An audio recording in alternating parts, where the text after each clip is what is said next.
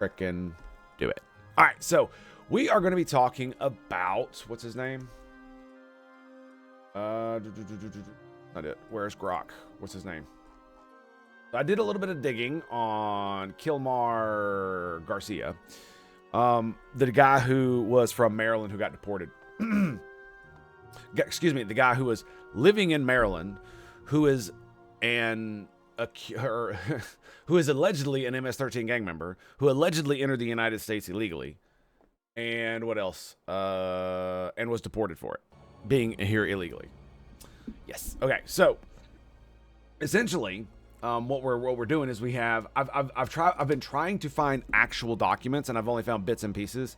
And thank you, Connor, for providing this. I absolutely appreciate that.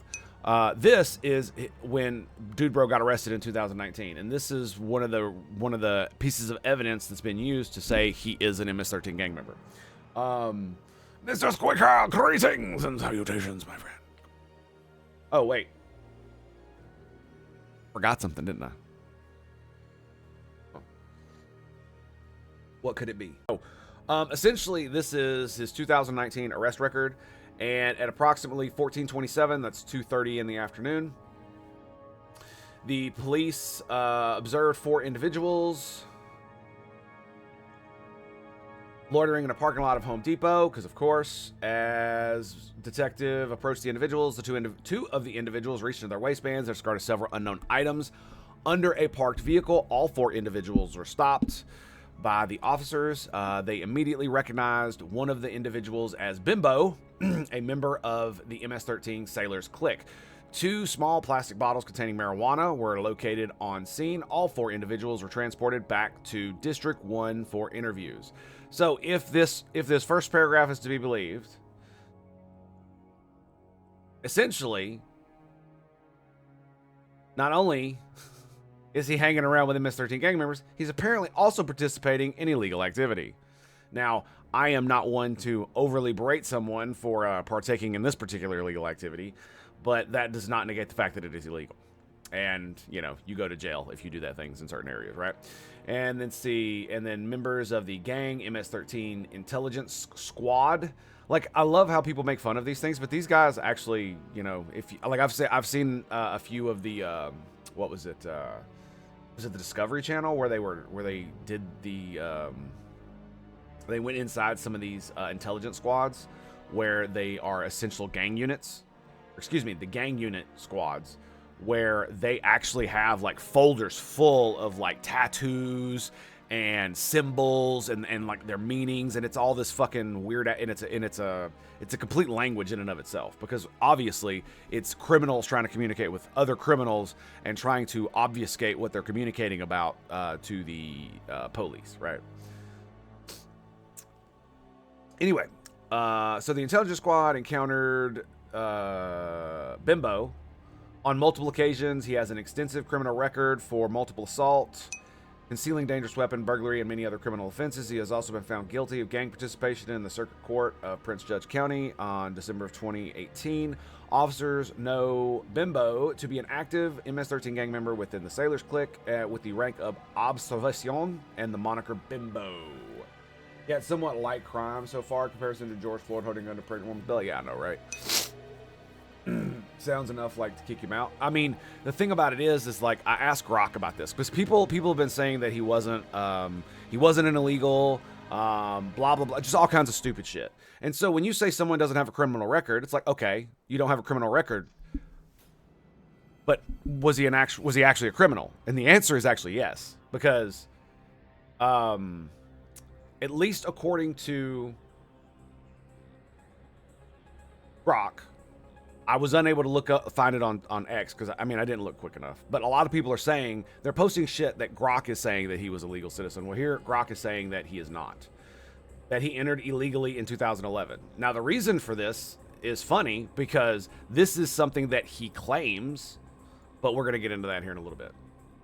Blah, blah, blah, blah, blah, blah, blah, blah. Officers also interviewed Dominguez. During the interview, officers observed tattoos of skulls covering their eyes, ears, and mouth. Officers know these kinds of tattoos are indicative of Hispanic culture. Oh shit, you guys can't read this. Hard to read. Oh well, we're just gonna blow through it. Hispanic gang culture. Excuse me. Tattoo. The tattoo is meant to represent ver or galar. See no evil, hear no evil, say no evil. I said that really badly, but whatever. Is it Kajar? Kajar? Yeah. Yeah. Anyway, he also had a tattoo of the devil on his left leg, which officers know only higher-ranking members of the gang are allowed to get the tattoo with horns. This represents power within the MS-13. Officers make contact with a past, proven, reliable source of information who advised Dominguez is an active member of the MS-13 gang, rank of KO with the moniker Manicio. Officers then interview Garcia. During the interview, he was observed as to wearing a Chicago Bulls hat and hoodie with rolls of money covering their eyes. See, this is I've heard, oh, he was just wearing a Chicago Bulls hoodie. That's not a gang affiliation. With rolls of money covering the eyes, ears, and mouth of the presidents on separate denominations. Officers know such clothing to be indicative of Hispanic gang culture. The meaning of the clothing is to represent ver or Kajar, see no evil, hear no evil, say no evil. Wearing the Chicago Bulls hat represents that they are a member in good standing with the MS-13. Officers contacted a past, proven, and reliable source of information who advised Kilmar. Like, here's an interesting question. If they wear Chicago Bulls stuff to indicate gang stuff, do they actually follow the Bulls? Because if you're a Bulls fan and you're wearing their regalia, you would be following them, right? You would know at least something about the team. I wonder if they actually asked them about the Chicago Bulls and see if they know anything about them. Because I mean, do people wear shit like that for just style? Sure, but like even me, like I'm not gonna wear, like, I don't know, man. It's just, yeah. Anyway, whatever. It's just a weird aside. It's like what I'm saying is that the officers could have easily tested whether he was wearing the regalia because he's a Bulls fan or for other reasons by simply asking him questions about the Chicago Bulls and seeing if he knows anything. Because even if you're just a basic bitch fan, you're at least gonna know, like, you know, who's starting for them or some shit like that, right? I don't like basketball, so I don't give a fuck. Officers contacted a past, proven, and reliable source of information to advise that Garcia is an active member of MS-13 with Western cliques. The confidential source further advised that he is the rank of Shikeo. I don't know how to fucking pronounce that. I think that's what that is. With the moniker of Chile. Officers interview Herrera. During the interview, officers were unable to determine his gang affiliation. Officers know MS-13 gang members are only allowed to hang around other members or prospects for the gang. Officers will continue to monitor these without further incident. And when he was arrested, okay, so here it says, no criminal history. That doesn't mean he wasn't arrested for suspicion of committing crimes. He has been identified as a member of MS-13 gang member by these individual detectives, and he was arrested in possession of $1,100 in 2019. That's a lot of fucking money. Now, I will say this, that an American citizen is allowed to carry as much money on them as fucking possible, and I hate the fact that the police fucking arrest people and, like, steal their fucking money. So it's not a good thing. It's not equivalent to being a part of the gang and taking women off the streets to be sex slaves and physically threaten them. There's actually video of that. Yeah. My point, the reason I wanted to go through this is because everybody's claiming, like, everybody on Blue Team is claiming he's an innocent baby angel in like 5 different ways, and almost everybody on the right, especially in the government, is claiming claiming almost exactly the same things. So it appears from my point of view that one side is inconsistent in its defense of this man, and the other side is completely consistent in their defense of this man. And so this is why I wanted to go through this with Grok. Now, Grok is not a reliable source because, duh. Well, actually, hang on. So, where is immigration status? So, Newsweek.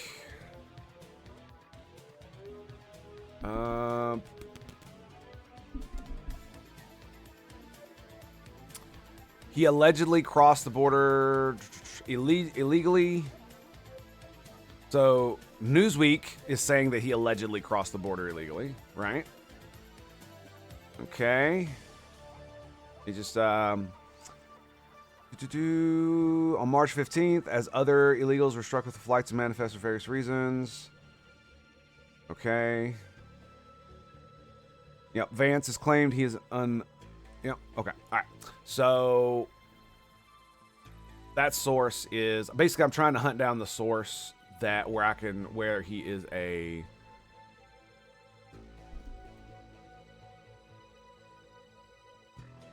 criminal alien or unauthorized immigrant, as the government now calls them.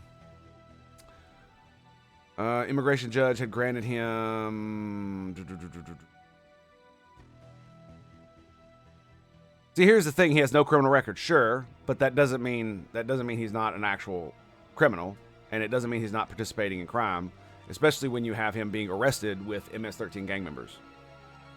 Right. But there is an argument to be like, well, not guilty by association, but I mean, if you're hanging around the mafia, well, you know, that doesn't speak well for you. Entered without inspection. In other words, illegally. So yeah, they sent him to the United States because they claim that he was threatened. Like, I love this. They use allegedly to say he was illegal.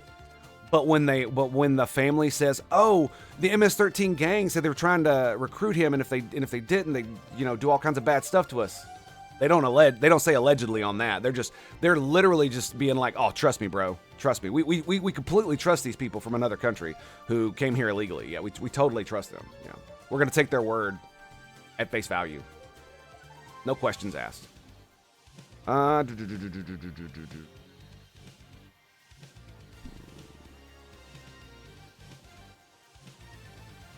It's just one of those things that for me is just like, why are you doing this? And you can see me fumble fuck around here. All right. So, and Wikipedia has an article. And so, grew up in El Salvador, then immigrated illegally into the United States. So this is Wikipedia. Blah, blah, blah, blah, blah.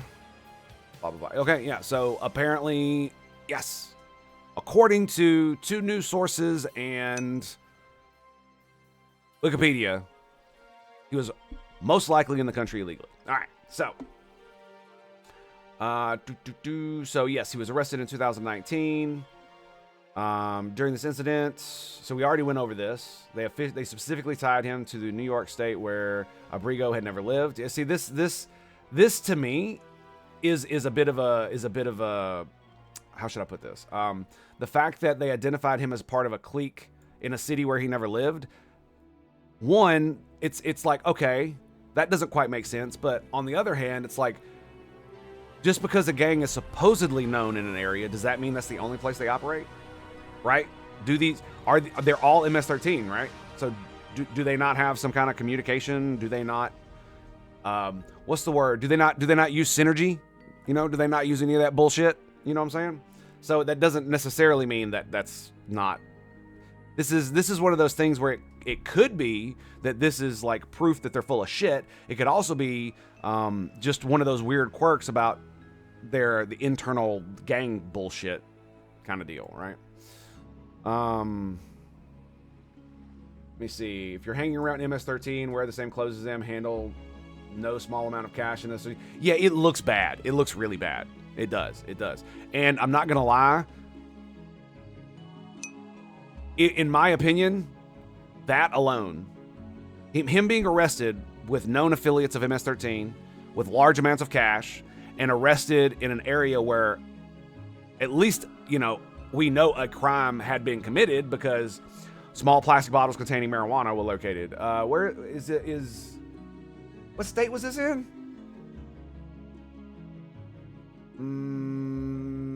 Maryland.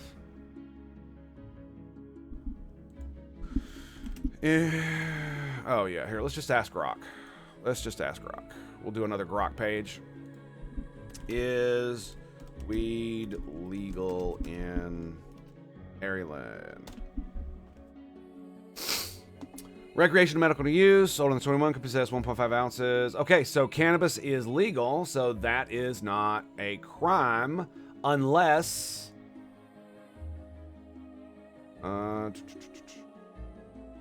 public use remains illegal and driving under the influence is illegal. So I'm assuming it's highly regulated. And it's entirely possible that the reason they mentioned this is because it was found in small plastic bottles, which means that it wasn't being sold. It was either being possessed and or sold, probably in defiance of the law. But we don't know that, so we're gonna call this one, maybe. We're gonna waffle on that one because I don't know the specifics of the laws there, and I'm not gonna trust Grok to give me a good answer for that. Wait. Okay. Anyway. So yeah, we're just kind of bouncing around here. It's illegal federally across the whole county. States say it's legal, just means local police. Yeah, I understand that. I understand that. Like, I want you to listen to me right now. Okay? I purchase things that federally are illegal, but in my state are legal. And we're just going to leave it at that. And there was a time in my life when I did things that were not quite legal, more than I would care to admit. Yeah, so there you go. So he was arrested. Criminal record. Yeah, there's no evidence. So it was basically... So here's my contention. So based on just this alone, if he, like in 2019, I would have been okay with them deporting him in 2019 for this. You're found in association with MS-13 gang members. You have large amounts of cash. You're wearing what appears to be gang symbology, and you are potentially committing some kind of crime that involves marijuana. So all of this might not be enough to convict somebody of such a crime, but I do believe there is for the for the safety of America, essentially, that if you are here, especially if you're here illegally, this should be more than enough to send your ass back home. The fact that he was here illegally, in my opinion, was enough to send his ass home. So, like, I don't know, like, that's the thing, is like, that's more than enough. He's here illegally, deport his ass. Simple as. The only problem that I have is that in 2019, he was given a withholding of removal by immigration judge David M. Jones, prohibiting his deportation to El Salvador due to risk of persecution and torture. This protection, while not equivalent to asylum, allowed him to live and work in the United States legally. So he was not here legally. He was granted a legal form of status because he convinced a judge that if he went home, he would face persecution. Again, I want to state this for the fucking record.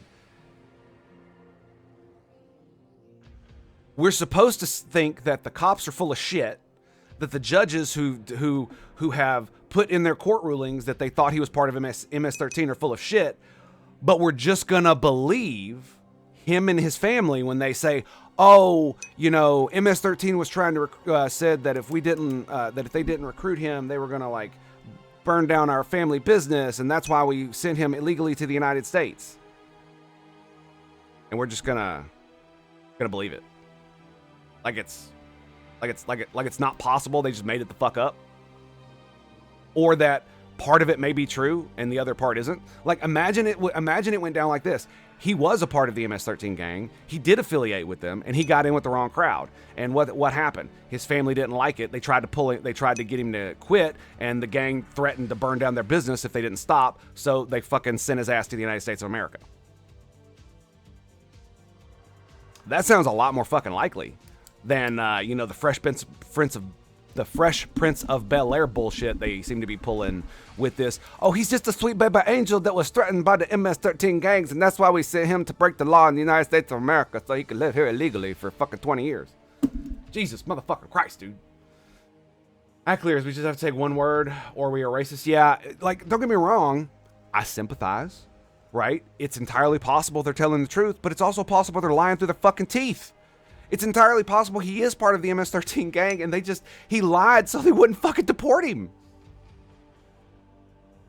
Like, this is what I don't understand. Like, why are we just taking this man's fucking story at face value when we know he was arrested with MS-13 gang members? Like, this alone would get enough for police to just watch me, right? Why would, like, oh my God, dude, it kills me, man.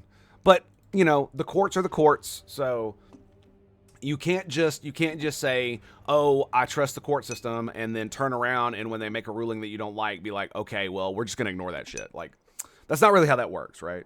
So we can't be doing that. So, because that's what partisans and hacks do, right? They say, you know, the system is the system. It does make mistakes, and it makes mistakes in both directions, right? So maybe the judge shouldn't have granted him his thing, but that's not the point. The point is that if you want to remove him from the United States of America, he has an order of protection, or excuse me, a withholding of removal that prohibiting his deportation. So what you need to do is you need to drag his ass before a judge, strip him of his withholding of removal, and then deport him. And that is what the Trump administration failed to do. And we covered yesterday as to one of the reasons why the Trump administration says that such a thing is untenable. It's because it puts undue burden upon the United States of America to have to literally put in front of a judge every single illegal migrant that is in the United States of America. The point that they're making is that he was here illegally and that the withholding of removal was not valid due to the fact that, and I would assume, I don't know, this is where I'm coming from, is that I think they're saying the withholding of removal is no longer valid, and it's most likely due to the fact of the relatively vague language in the Alien Enemies Act when it comes to if you're a criminal or not. Because the Alien Enemies Act says if you're not a criminal, then you must be given a notice to appear. You must be given a day in court before a judge or a justice, and if you have any property or any of that stuff, if you're given an order of removal, you should be allowed time based on the executive's determination of what is safe and practical to get your property. And once all of that has been done, then you can be removed, and you could even be restrained or imprisoned during that time so that they can ensure that you actually do get deported. And this is if you're not a criminal. Not a criminal. All of that is true if you're not a criminal. So if you are a criminal, i.e. you entered the country illegally, I don't know if any of that shit applies. Like, I literally don't. Because I keep using the word literally. It actually does say in there, we went over this like twice already, that if you're not a criminal, that this is what you get. Right, here's my summary. The Alien Enemies Act guarantees a day in court in front of a judge to answer a deportation order so long as they have not committed any other crime, and upon finding sufficient cause, they may be restrained or imprisoned until they can be deported comfortably and within the dictates of human decency. And one of the parts of the Alien Enemies Act states that the executive can determine what time frame, based on the current situation on the ground, kind of deal, that like how long this process can take. So basically, what we're going to be finding out is if the Trump administration was actually in violation of the law when they removed this withholding order. It all depends on what the Supreme Court rules now that the lower court is dealing with their kickback, right? He is a gang member, of course. He is going to be prosecuted. To have everything right now, they should simplify the deportation. Yeah, that's my problem, is that they could have easily changed the deportation procedures. I'm assuming with an executive order, because he was here illegally. So, but that's the thing, is that they needed to change. If they wanted to be able to do that, they needed to do what Biden did when he subverted the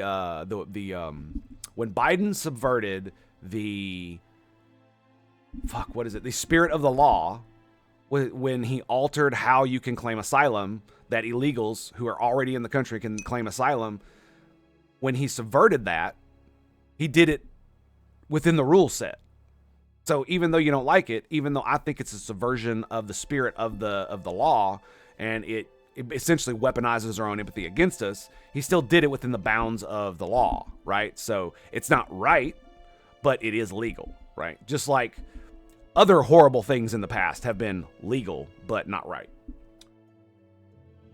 How the left used to be always believing supposed victim when they didn't know if the victim was really one or not. They used to listen to all women. Now the left is being ultra soft on actual criminals. They've always been ultra soft on actual criminals because it's not their fault. It's society's fault.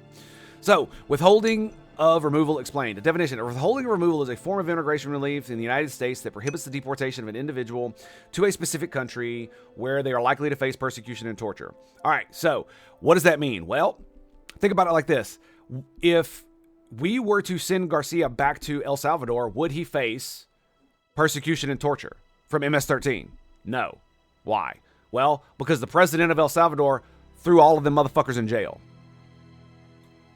So the likelihood of him being persecuted and tortured by MS-13 that he claimed we're going to do this is very low. In fact, his family should be completely safe now that almost all the gang members in the entire country are in jail. So the reason for the withholding is probably moot at this point. It is a legal protection grounded in U.S. immigration law and international obligations, particularly under the blah, blah, blah, blah, blah, blah, blah. Okay. Individuals must demonstrate clear probability, more than likely not, that they would face persecution in the designated country based on race, religion, nationality, membership, particular social group, and political opinion, similar to the asylum criteria, but with a higher burden of proof. Higher burden of proof. Take my word for it, bro. Take my word for it. I'm totally going to be persecuted by MS-13. Now, it's entirely possible, you know, they had family statements and all this other shit, but it's like, so you immigrated to the United States illegally, and then when you got arrested and detained with MS-13 gang members wearing MS-13 regalia, you went to an immigration court, and you claimed you shouldn't be deported because you face persecution. So what did they do? Did they contact his family in fucking El Salvador to get statements? And even if they did, does that make it true? So what higher burden of proof did he show? Like, did an El Salvadorian court conclude the same fucking thing? I don't know, man. It's just like higher burden of proof. Like, really? Anyway, but that's Grok's wording, so there you go. Alternatively, under CAT, Convention Against Torture, they can show it more than likely that they wouldn't be tortured or with the acquiescence of the government in that country. Okay, so here we go. They could claim, because they are claiming the El Salvadorian president is a fucking Nazi and he's running gulags and torturing people and all this other shit. So that this is a I wouldn't call it a valid claim, but it's definitely one you could make based on the framing that they framed the El Salvadorian president in. Every gang member should all claim to be in fear of each other. Checkmate. I know, right? It's so funny. He has the same risk of staying here.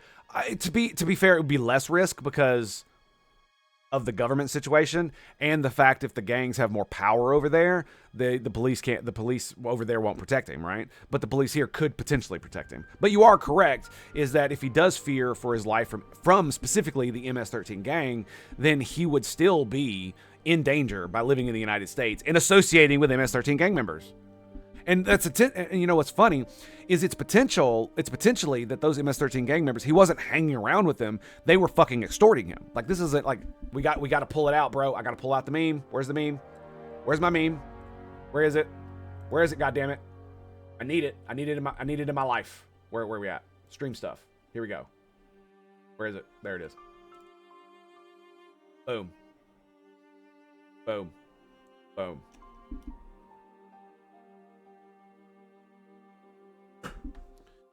Possibilities. So, it is entirely possible that the reason he was affiliating with MS-13 gang members is not because he was an MS-13 gang member. It's because they were extorting his ass. Or threatening him here, right? Hence why he would say that in court. So imagine he's here in the United States. He feared MS-13 gang in his home country. He comes here illegally, and they finally fucking catch up with his ass. And now they're fucking extorting money out of him, or they're threatening his life, and he brought that money to pay them off, or whatever, right? It's entirely possible that that's what's going on. It's also possible that both of these things can be true at the same time. That he was an actual affiliate of the MS-13 gang member, and that his family sent him here like Will Smith in Fresh Prince of Bel-Air to escape the gang, and he didn't want to do it, but he did, because he's, you know, underage and he's doing what his mama tells him eventually, right? And then he gets here, he tries to start a new life, and they fucking catch up with him again, and then he starts associating with them again, because you know, they could be extorting him, or he could be doing it of his own volition. Either way, the point is that it is entirely possible that his claim that he would be tortured and or killed by MS-13 or by the government or through their acquiescence could in fact be a legitimate claim that he made. That does not make it one, but it could be. That's the fractal of possibilities that we're going out here. And this is the thing I hate about a lot of people talking about this, is that it's either one way or the other. There's never any grace given to the other side of the argument, or any what's the word I'm looking for? There's never any grace given to the other side of the argument, or thought that it may in some way be true, so that the strength of the person who is currently talking, claiming that he is either an MS-13 gang member or he's an innocent baby angel, could be less than true or have more nuance than that, right? There's literally no fucking nuance in this. Nobody is doing nuance. Innocent baby angel, murdering, gang raping, fucking MS-13 gang member. Those are the fucking two narratives.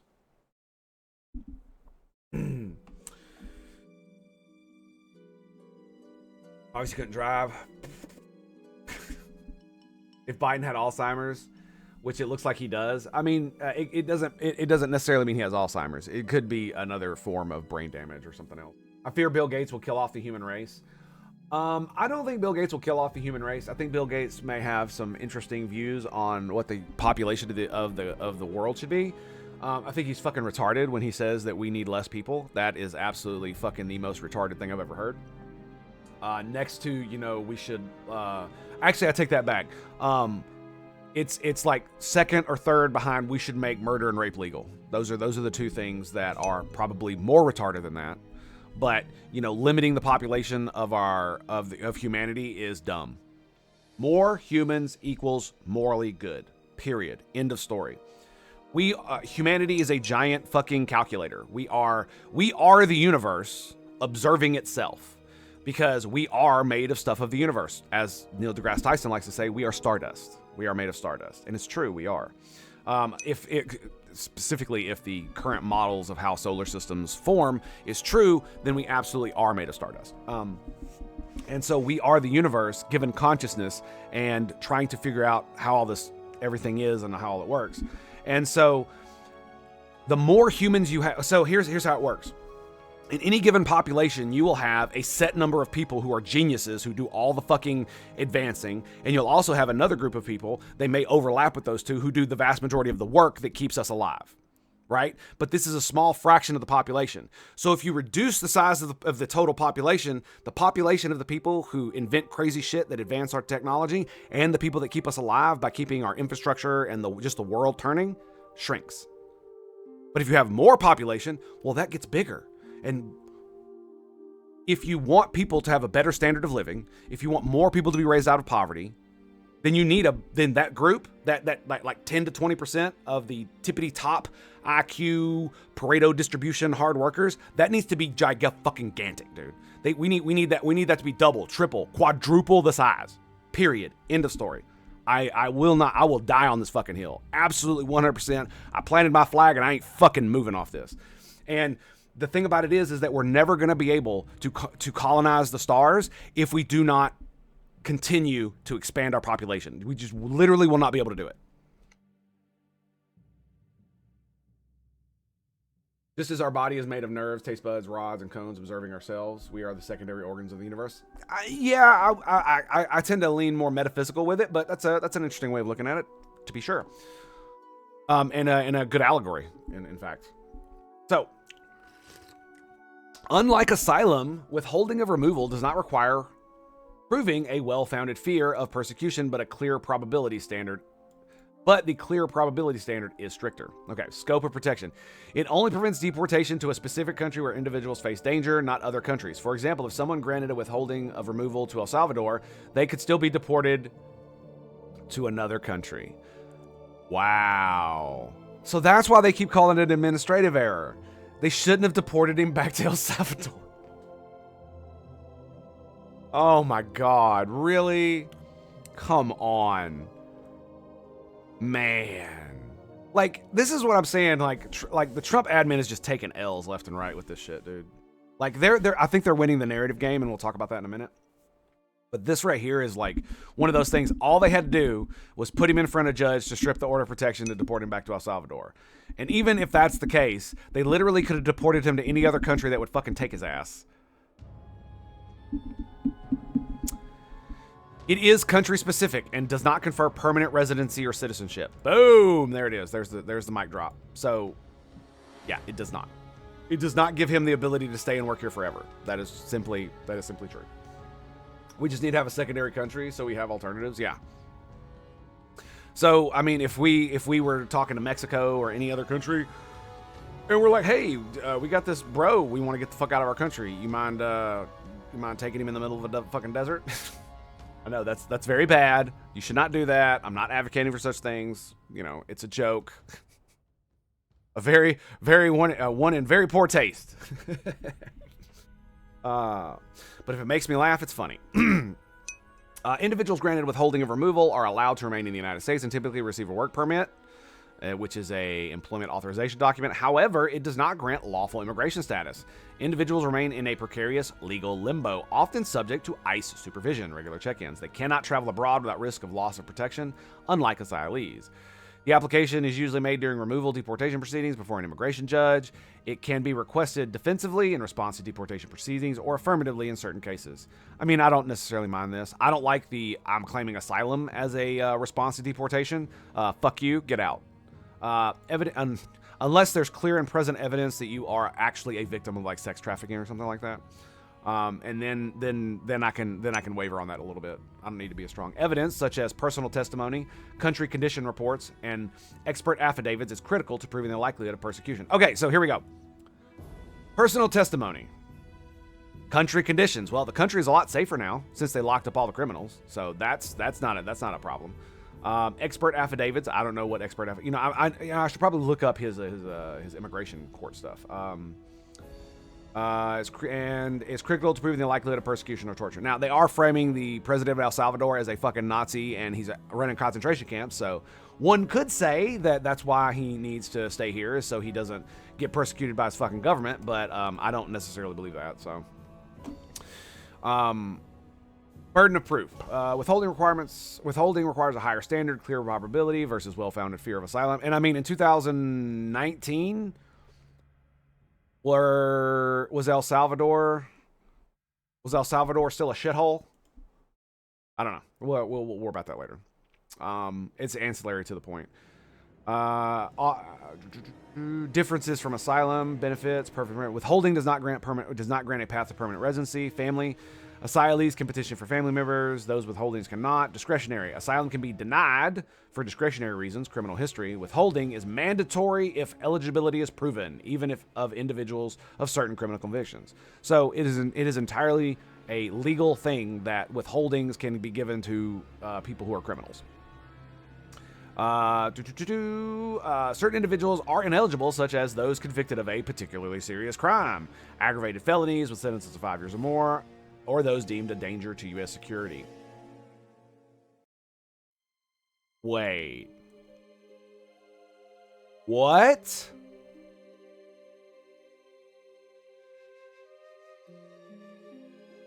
Is that the excuse? Is that they deemed him a danger to U.S. security, so they revoked his withholding? Because if you're a danger to U.S. security, you never should have been eligible, right? Which means it's null and void. But shouldn't you still have to go to a court to get a judge to be like, yeah, you're right, that is null and void, and to strip it? I think so. That's probably something you need. Even individuals serious criminal can qualify if they prove likely of torture. Okay, fair enough. Which the left would absolutely scream that he is probably being tortured. Many of them are claiming that he's already dead. So, Immigration judge who detained. He faced he was granted withholding in 2019. When it was determined he faced a clear probability of persecution or torture in El Salvador, likely due to the threats made from Barrio 18 gang. This allowed him to stay in the United States, work legally with a permit, and avoid deportation to El Salvador, though he remained under ICE supervision. Removal is a limited but critical protection that prevents deportation of a country. Let me see. Why was the...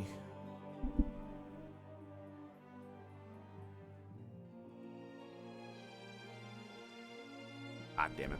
Withholding of removal given on what evidence? Let's see if it can pull up. Let's see if it can scrounge the internet and tell me. Based on evidence that he faced clear probability of persecution and torture. Personal testimony. Okay, here we go. Testified about his experiences in El Salvador, where the Barrio 18 gang targeted his family. Oh, so it wasn't MS-13, it was Barrio 18, whatever the fuck. Okay, sure. Targeted his family, purpose of business, which was the gang demanded money. He described specific threats to his life. So his older brother, who is now a U.S. citizen, likely provided supporting testimony and affidavits. Okay. Family's consistent narrative of gang extortation and attempts to keep fire. Okay. So because him and his brother had a similar story, this was given more weight. I mean, it's a fair approximation. If you have a consistent story, it's likely to be more true than it is not, but that doesn't make it so. Trust me, bro. Trust me.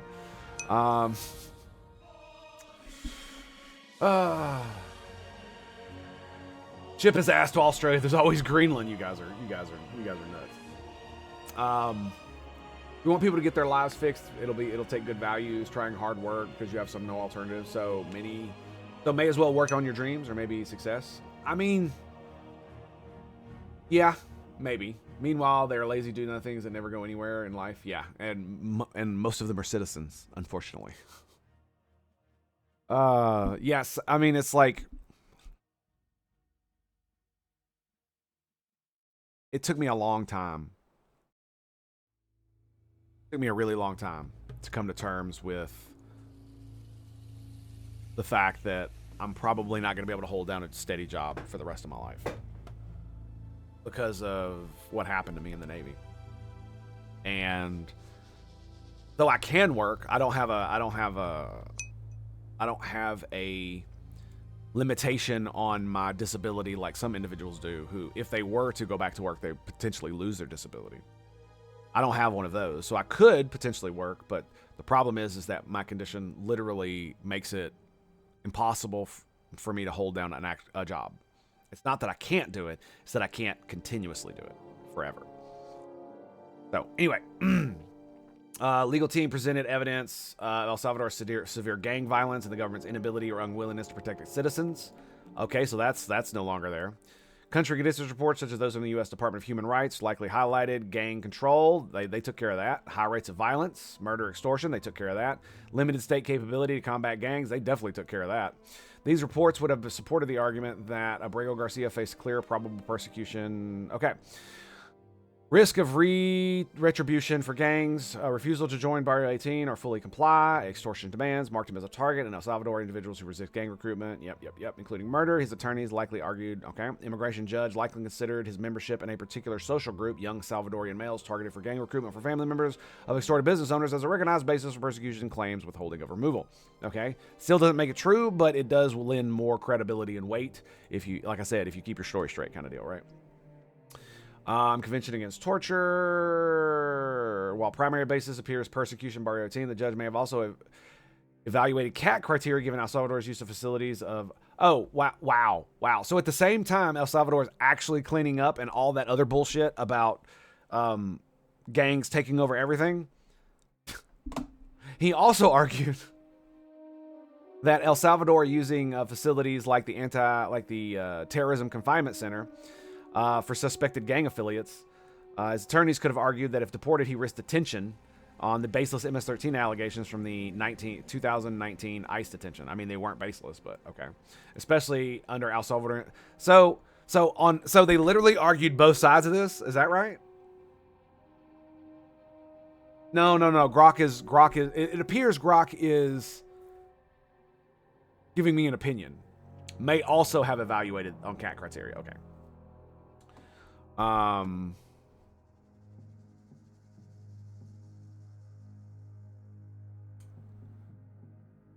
The government's allegations was based on confidential informant and gang field interview street citing his clothing were contested by attorneys. The judge, after reviewing the evidence, did not find these claims credible enough to outweigh the persecution risk. Fair enough. This is why we have courts. Seriously, that's literally what it is. And my problem is usually like activist judges, which is why it's like, just because you don't like what the court says doesn't mean you can just ignore it, right? That's the whole thing. If you need to do that, you need to follow the rules as well.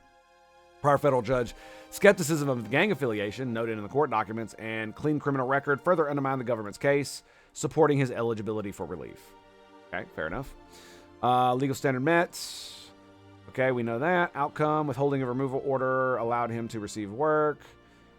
Specific court transcripts are not publicly available. Okay, that sucks. Practices and the cases detailed reported by... Oh, so it's inference by the Atlantic, Intercept, and other outlets. Okay, cool. So...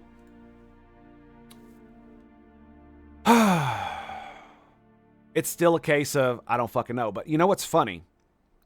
I'll tell you what's funny.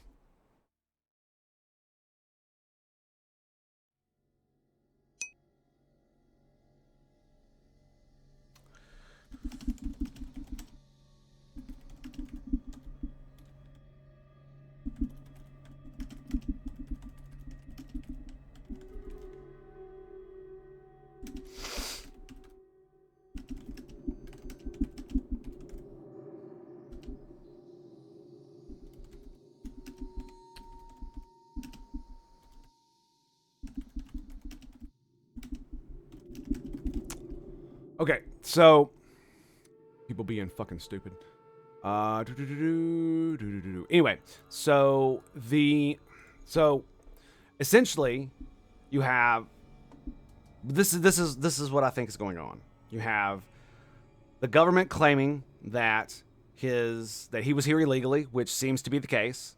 You have the government violating his withholding of deportation to deport his ass. They're claiming it was an administrative error. So it's either an error that they sent him to El Salvador, or it's an error that they deported him at all because of the withholding order. So, as far as I could tell, the Trump administration is violating this, which is bad. Should he have been granted this?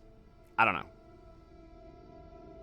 Left-wing government many votes for this and not giving them any, and one of the contentions that it's like, the thing I have to keep in mind is that how many of, like, how do I want to say this?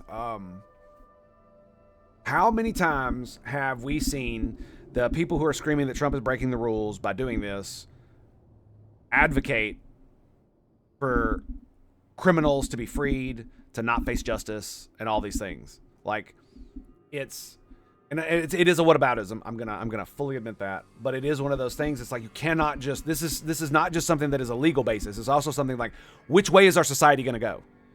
Are we going to allow people who enter our country illegally to use our system of justice that we have set up? Are we going to allow them to potentially abuse it and our goodwill, to which will allow criminals to prosper? And it will hurt the people that we're trying to actually help, the immigrant community. Are we going to allow them to abuse it? And are we going to allow the people who subverted the spirit of the law to do this and have no recourse? Is that what we're doing? So for me, it's a very confusing question.